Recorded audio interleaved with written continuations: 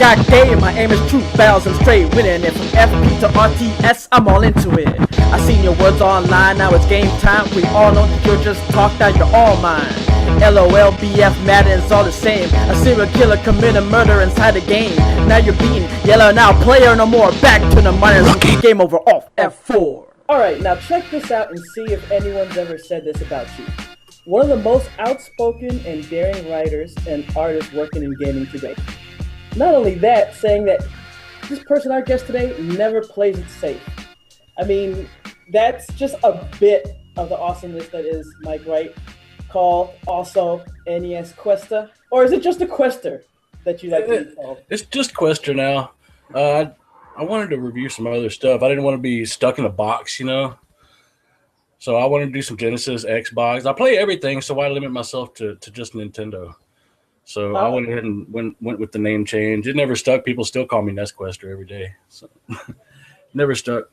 I guess that once you have, you know, something established set up, it's kind of hard when you make that change. But I mean, let's start with that. How did you get started in, you know, gaming? Like, what was your first gaming experience?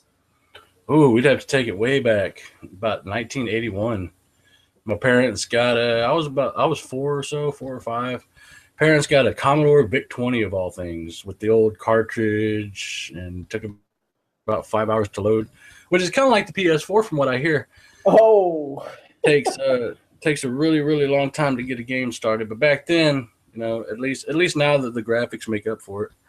But yeah, Commodore VIC-20, and the first game I can't really remember if it was either Zork, one of those, you know, press north, you're now in a room. Press east, you're now in a darker room.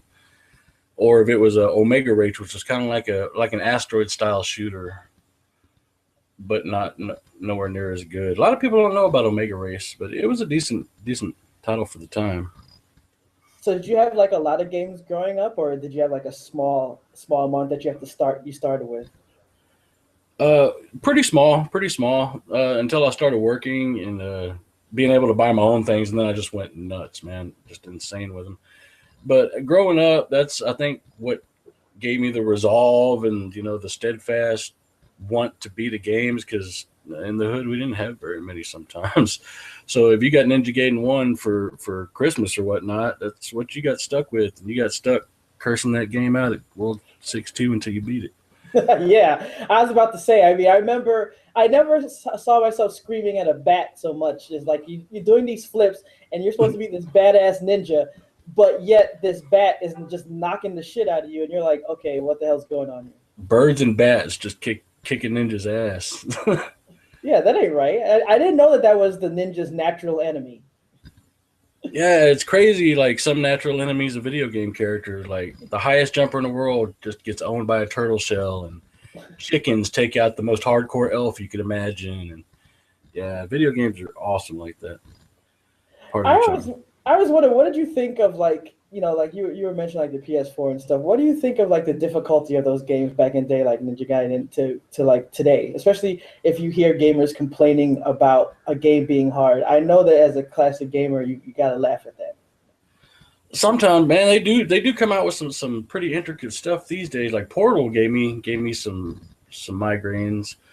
But yeah, you're asking like, what's the difficulty now compared to then? Yeah.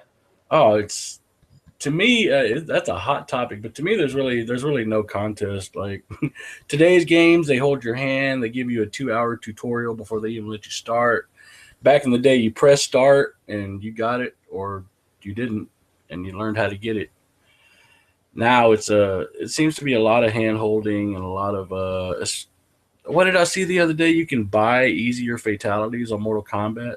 Yep. Things like that are going down, and that just drives me crazy. Like right now, I just got this, what is the Army of Two, Juarez something. It was the free Xbox game. I was playing that all night, and I was trying to figure out how to get this one achievement, because I'm an achievement hound.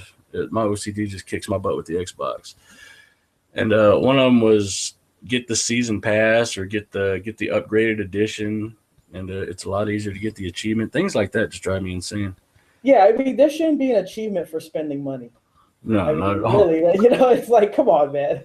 It doesn't make any sense to me. But I mean, and the same thing about buying a fatality. I want to sound like one of those old man get off my lawn type of people, but I remember when I was playing the original and I was playing Raiden, and when I finally got his, electricity head exploding fatality down packed, I was proud of that. And sure, I can understand maybe if you beat the game, like maybe let's say you beat all the characters and then it unlocks easy fatalities, that's fine.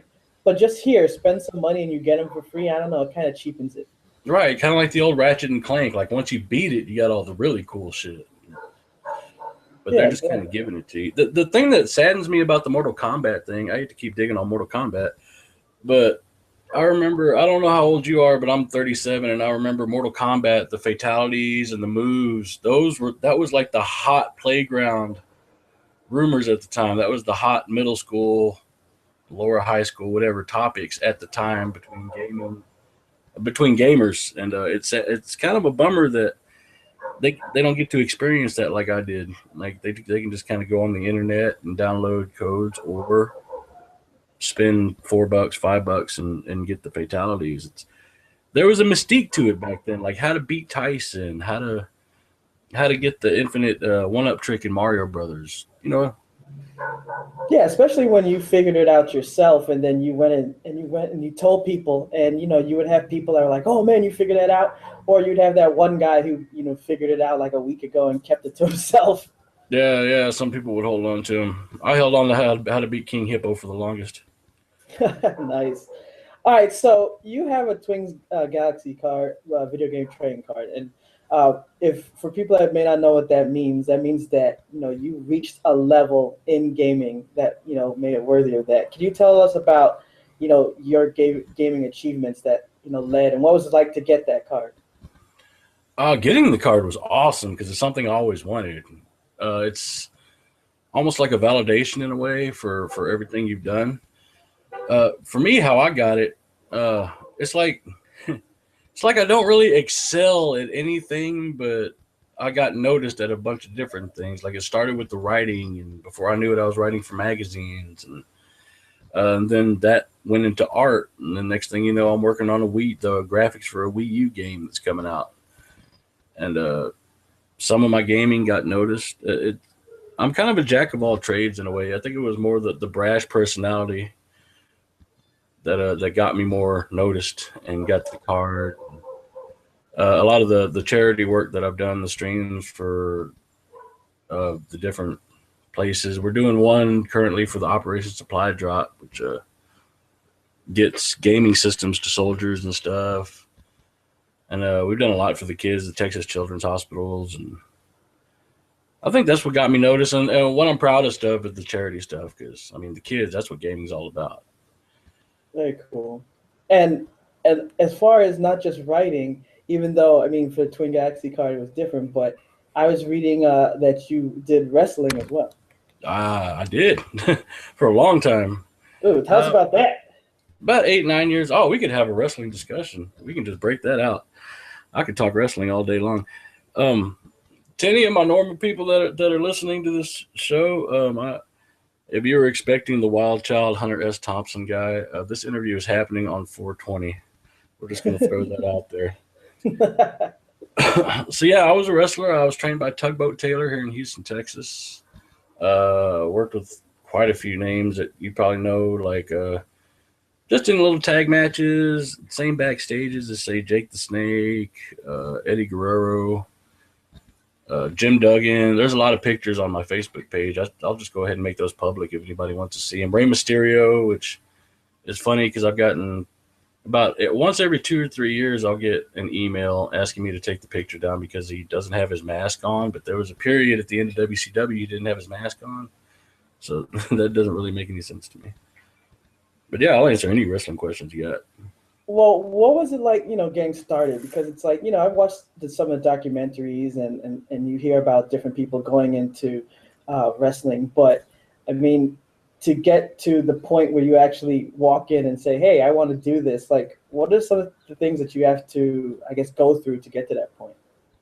The training was by far the hardest part. It was like when the first day of training class started, it was like, I'm trying to look at the camera as much as I can. I'm not used to it. But it was like it was like we were being led into battle. Like not very many of us were going to be there at the end. It was grueling. It was hard. It was hot. It was sweaty. Basically, you need to know what you're getting into before you walk in the door. We would get the football players and the Marines that thought they were just Billy Badass, and once they get stretched by a true hooker shooter, I'm not one. We had them though. Once they get stretched, they're ready to tuck tail and not come back the next day and make up an excuse. I would say the hardest part was the training because like people don't understand, like just to do something like a hip toss, there's about 5 movements to it. You each have to be in complete sync. It's like dancing, really. It's because I've taken up dancing. I'm not a pro at that at all, but the footwork is a lot the same. There are a lot of similarities in the footwork, and the most, other than the training, the most challenging part is the crowd, trying to keep the crowd into it. Whereas, you might see me versus Billy Bob. It's really me and Billy Bob versus the crowd, if that makes any sense. We're trying to keep the cadence of the count so nobody gets accidentally counted out. I mean, there's so many things. Ring awareness, make sure you don't kill the other guy. Getting into it was something I always wanted to do. Like I remember I watched WrestleMania 1, not like on pay-per-view because that didn't exist then. But we rented the tape from Blockbuster, and from that point I knew like that's what I wanted to do. And unfortunately injuries caught up. And I mean, some people just have the natural talent to go, and some burn out. Unfortunately, I was one of the ones that burned out, but I got to have a lot of really, really cool experiences. Yeah, a lot of people always make this thing, especially people that maybe just looked at one, pay-per-view or saw a match on Raw or something like that, and they're like, oh, it's fake. But people don't understand, just like, stuntmen, a lot of physicality, a lot of training goes into, like you said, making sure you don't kill the guy. I guess I love wrestling. I'm not like, I don't know like all the intricacies, but can you tell us a little bit about what it takes to put that stagecraft together, like to be in a ring, throw a kick, throw a punch, slam someone on the floor, and yeah, there's going to be pain, but you're not like injuring the guy. Yeah, you're totally looking out for the other guy. I'm not giving anything away by saying any of this. So, let's say a suplex. You know what a suplex is? Yes. Let's say if I was giving you the suplex, you're really jumping, and all I'm really doing is going over with you. So there are certain moves like that where you're protecting yourself, and I'm just kind of guiding you. And you asked what goes into like the ring character. Yeah, well, more like, like if you're punching and like doing like all these different moves that look just brutal when you pull them off right. I mean, that's got to take a lot, to make sure that pull it off correctly. Yeah, it takes a ton of training. Like there's still guys that, who did I see the other day? I think it was Dean Ambrose, bless his soul, one of my favorite guys out today, but he threw a punch that looked like it wouldn't have hurt a puppy. But yeah, it takes a lot of training. To be credible in the ring, or else people can really see through it. That's why you can really tell when somebody's been thrown out way too early on the TV. Thrown out. Is that me or you? No, that's me. Okay. It comes in like really well. I don't know. I have a fire station right near my home. That's awesome. But where were we? Oh yeah, just a lot of training, a lot of repetition. Mostly, it's just like gaming. Like you have to learn how to you have to learn how to say the alphabet before you can spell the words. And from spelling the words, that's when you start to make sentences and you create a match from that. And a lot of people think the matches were scripted from the first move to the second move to the third move, but it was nothing like that. Mostly, the only thing we really know, like in a battle royal, are the final 4 people that are in. Everything else is just free for all. Let's have fun. But mostly in a match, all we really got was the finish, and the rest of it was on us. We called it in the ring, and sometimes we would just screw around. Like there were times I was in Brenham, Texas, 12 people skating rink, and once we locked up, did you see that girl in the front row? Throw me there. You got it. And we had just whole matches built on just screwing around. So there's a whole hidden world that I wish everybody could see behind the curtain, because there's some characters. All right. Well, I mean, I love stories. So, do you have any stories about like some of the more interesting or famous characters that you come across? You can share. Ah, I don't know. Oh, every one of them is probably the crudest thing you'll hear today. Hey, So that's fine. I need to, I need to come up with one that's perhaps PG, more PG Nah, rated. we're above PG. You can let it fly. All right, fine. Well, there was this one time. Uh, shit, I can't remember where. Longview, I want to believe. Anyway, wrestlers had groupies, right? Why am I going to tell this fucking story? This will open me up. All right, wrestlers have groupies, and groupies get bored, and wrestlers get bored. I suppose. Me personally, I was already married, so I was the guy that at the time, had the PS1 and the N64 in his case. And I just wanted to play games in my hotel room and be left the fuck alone. And I was there to make money, not spend money. And these guys were nuts. So anyway, they had a groupie in the fuck. They had a groupie in the room, and I get a phone call down to my room. Hey, Enigma, because that's what we. Even though we knew each other's real names, we never we call each other the same shit. Y'all, the fans call us and whatnot. Enigma, get your ass up here. You've never seen anything like this in your life. All right. That sounds, I'm 140 miles away from home. I'll take it. So I go up to the room, and what they had done is they went to. Have you ever seen the wrestling helmets, like the amateur wrestling helmets that goes over your head? Oh yeah, And it has the strap on the top. Yeah. They had already had one of those because one of them was an amateur wrestler, and they had gone to a sex shop, and they had gotten a rather large prosthetic of the male member, and they went to Walmart or somewhere and got a slip and slide. And what they were doing, they put fuck it, the dildo on top of the helmet, right? And they were basically bowling each other down this slip and slide to a groupie whose legs were open at the end of the slip and slide, and called it the Rhino. Holy cow! Happy 420, everybody. Fuck, my box is gonna explode now. But yeah, that's the Rhino. That's one story. I could tell you about the times I caught people drunk pissing into the ice machines at hotels, which is I'm why I never would using never. them again. That's it. I'm not Yeah, gonna use the hotel ice receipt. I refuse to, man. I take my own ice everywhere I go. Like, you just never know. What was it like when you met, like you were saying, like Rey Mysterio, Eddie Guerrero? What was it like meeting people like that? I mean, at the time, were there people that you looked at as like heroes and mentors, or was just like, oh, this is another colleague? Some of them, oh yeah, like Terry Funk, Mick Foley, I held in the highest esteem. Samoa Joe, I mean, I would hold them in the high esteem unless they started becoming a shithead, like Buff Bagwell. That dude there, something was wrong with him. But yeah, it's a mutual respect society, and if there's somebody like an Eddie Guerrero or Rey Mysterio, somebody that's, I mean, no question, they're levels above what the rest of us in the locker room were. Yeah, you definitely show respect, and they were really really cool. Uh, Conan, if you remember him, that was a fun story. He wouldn't mind me telling this either. I got Conan weed once while he was down here. Got to smoke with him once. That was really fun because the dude kept forgetting that I didn't speak Spanish like the whole fucking time he was backstage.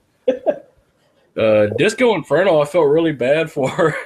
You remember Disco Inferno from WCW? Yep. Mm-hmm. He was doing a show down at the horse track down here, and I was on the same card, and he was pumped to be there, and Terry Funk was also there, and Vampiro. Funk and Vampiro, they had just a smorgasbord of fucking people ready to meet them. Poor Disco was at the table with like one like 50-year-old lady hanging on him, and that was fucking it. So I always felt kind of bad for him because he was showing up ready to be a superstar, and everybody just kind of shit on him. Okay, it was funny. Let's just say it. That shit was funny.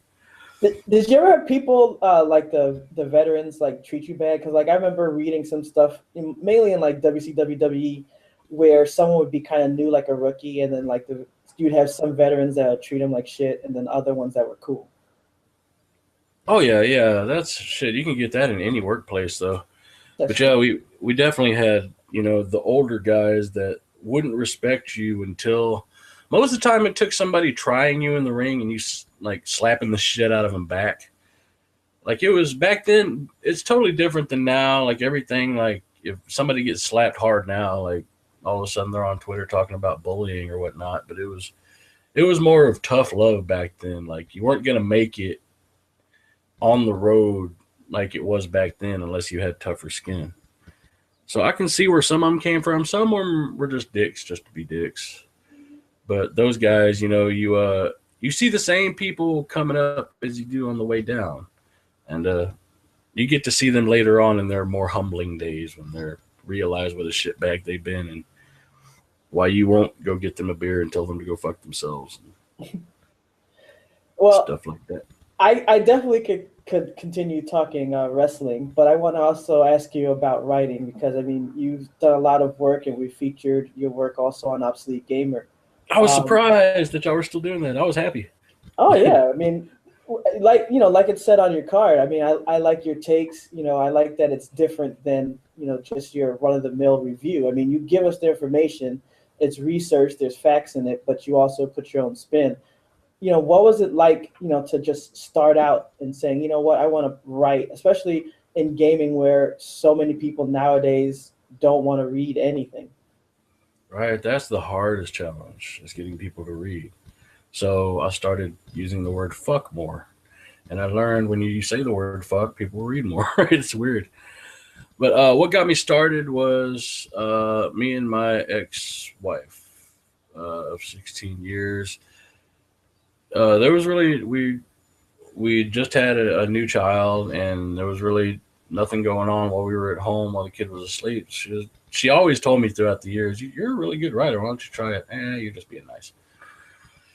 So I actually tried it with Super Mario was my very first review, and I posted it into a few Facebook what do you call them, groups, and it got really good reviews. So I said, "Hey, this feels kind of good. Let's write another one." So I wrote Clue Clue Land, and from there, like it just kind of took off. I decided this was something I wanted to give a shot, and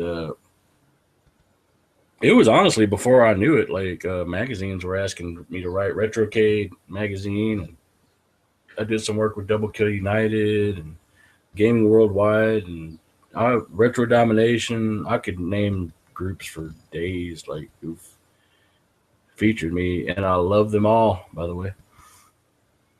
But yeah, that it was one of those things where it took me by surprise. Exactly, just like the art, like it took me completely by surprise how well it took off. But the more it took off, the more how do I put it? The more research and work I put into them.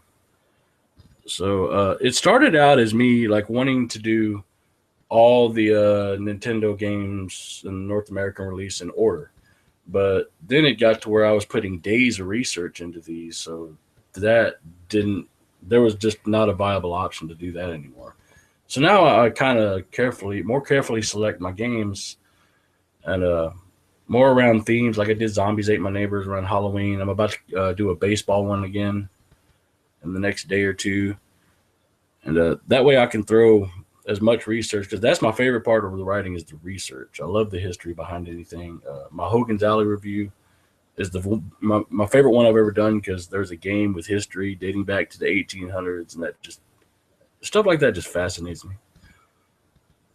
As far as gaming itself, do you still find yourself playing like more classic games, or do you find yourself playing like more modern games, or half and half? Half and half. They come out with a lot of the games on Xbox, the Xbox Live Arcade. So I mean, I don't have to change over wires and systems to go from Galaga to what was I playing last? BioShock Infinite, Army of Two. But Nice. mostly Xbox. I don't really play PlayStation. I had a PS3. I mean, I liked it. I just like the Xbox more, I guess. Borderlands, that's my game. Oh yeah, that's a great game. If you had to name one classic game as your favorite, which I know is hard, But if you had to pick one, and let's say you were stuck on an island somewhere and you could only pick one game to play constantly, what would it be? Ooh, if I was stuck on an island, see, it wouldn't necessarily be my favorite game. I would be looking for longevity if I was Ah, stuck on the island. So I would go with Dragon Warrior 3 if I was stuck on an island, because that game is just never ending.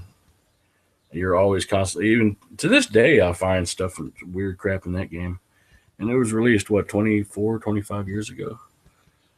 But my favorite game, I'm going to go out on a limb and say Crystalis for the Nintendo. That game just has a perfect mix of action, RPG, humor, puzzles. That game is great. as far as what you experience, nowadays, I mean, you're on social media, you see how things are going, you're still writing, so you get feedback and you're, you know, connected with the culture.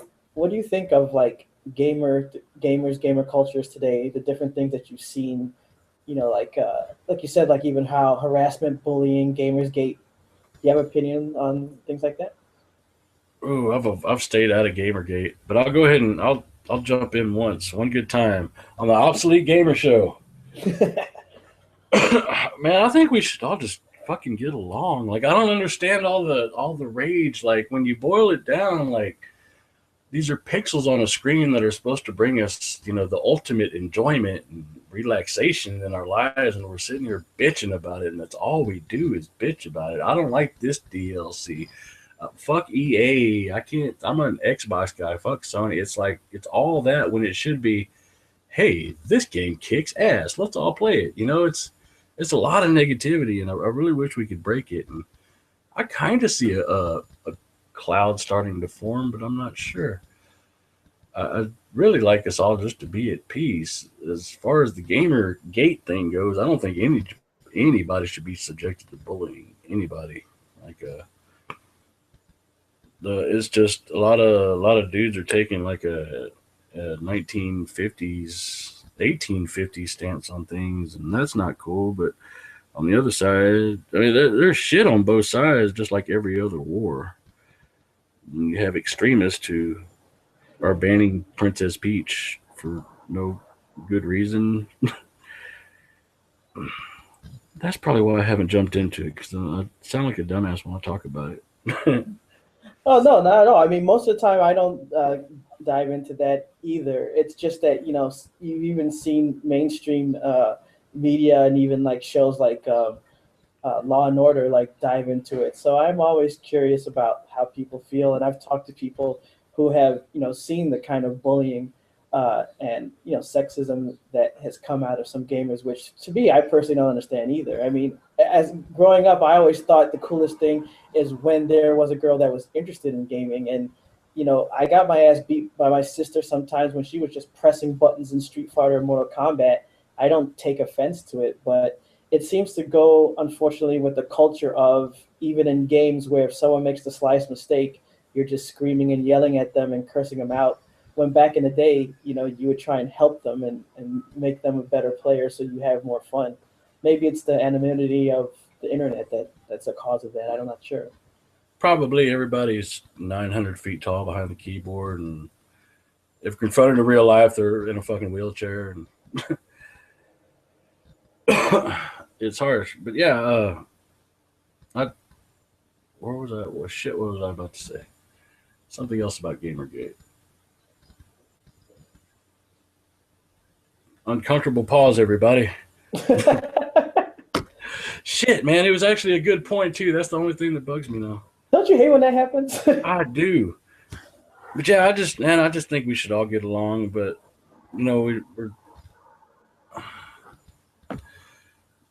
that's really bugging me because it was a really damn good point.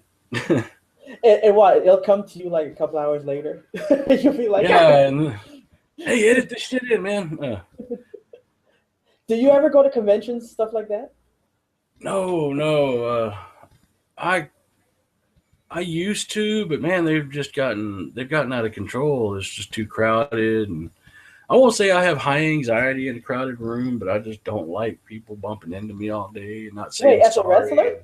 I mean, if you think about it, you were getting bumps and you were in front of crowds as a wrestler. Oh yeah. But I mean, it's different because I'm there to enjoy myself, and in wrestling, I could just say, "Hey, don't fucking bump into me, asshole." I can't do that in real life because I might do that, and the dude looks like Duke Nukem, and that's my ass. Yeah, it's true.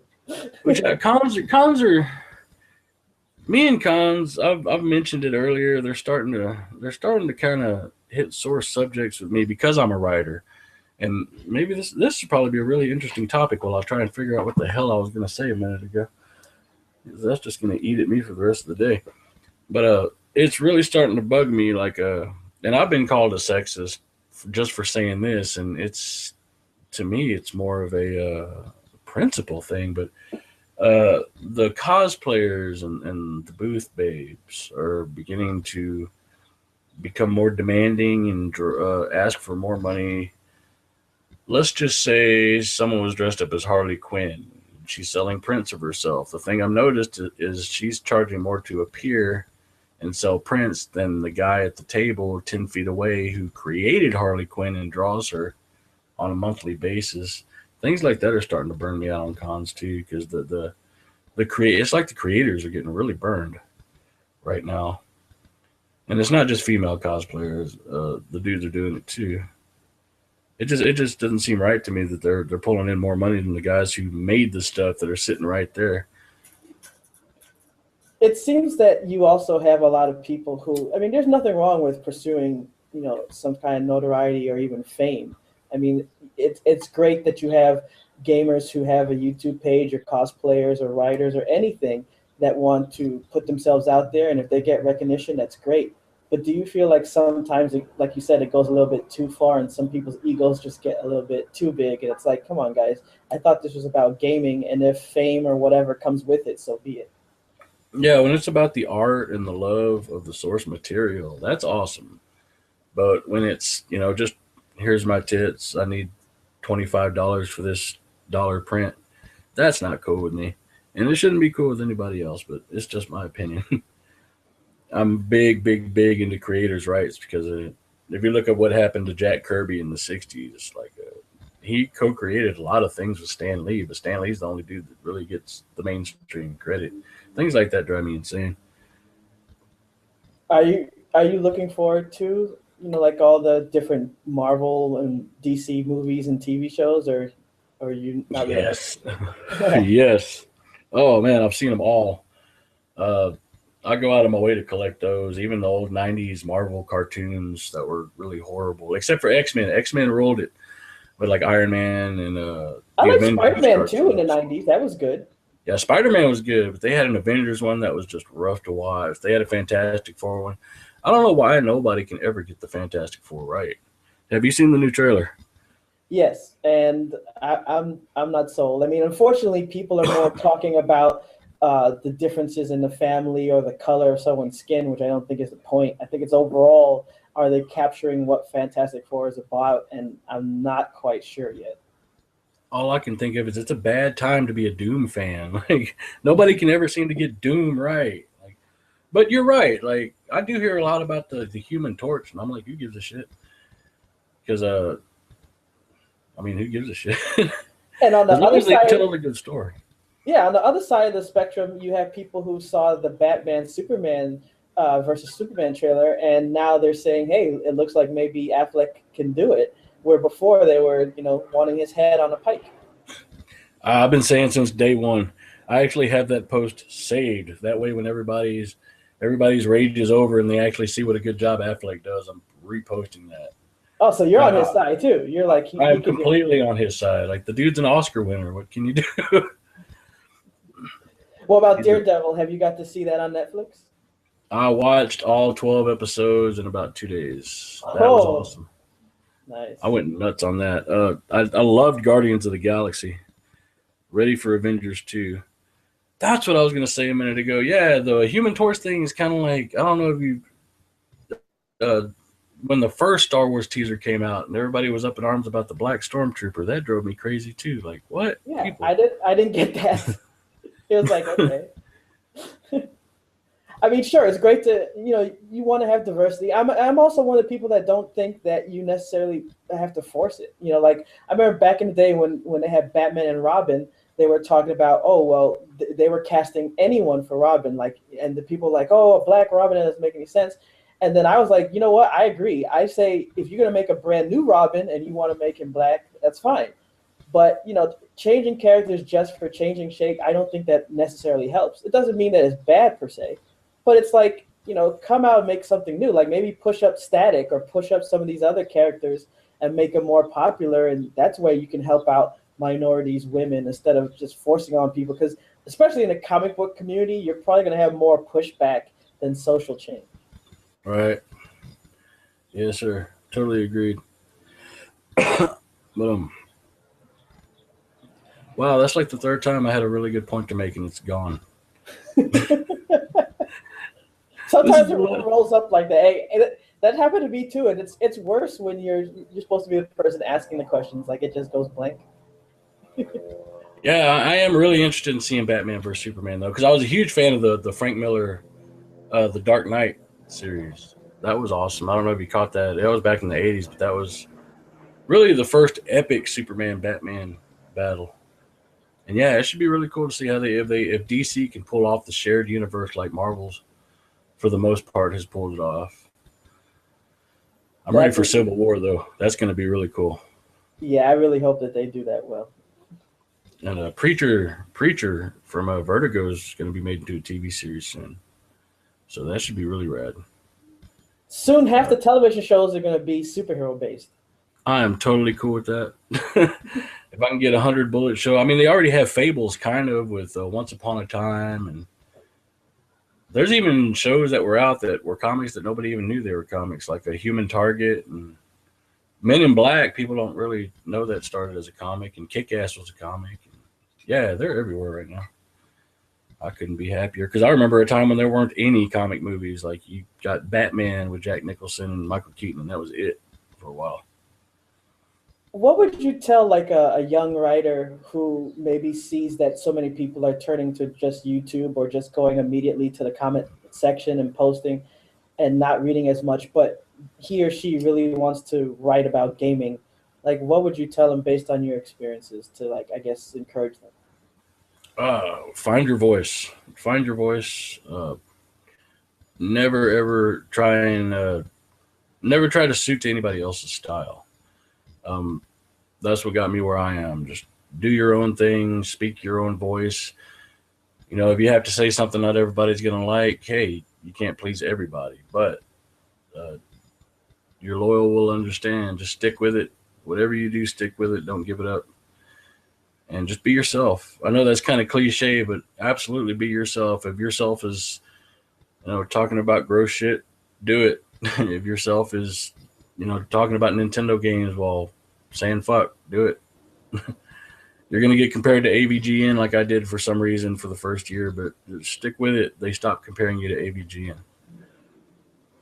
He is Mike Wright, and he's not only a writer, a wrestler, but a totally awesome person that doesn't take no shit and gives his own opinions. Thanks for coming on and talking with us today. Thank you, sir. Anytime. All right, we'll be back soon with another episode of Alt F4. Until next time, I am Jay LaRock, sponsored by Obsolete Gamer. And remember our motto, never stop gaming. We'll catch you later.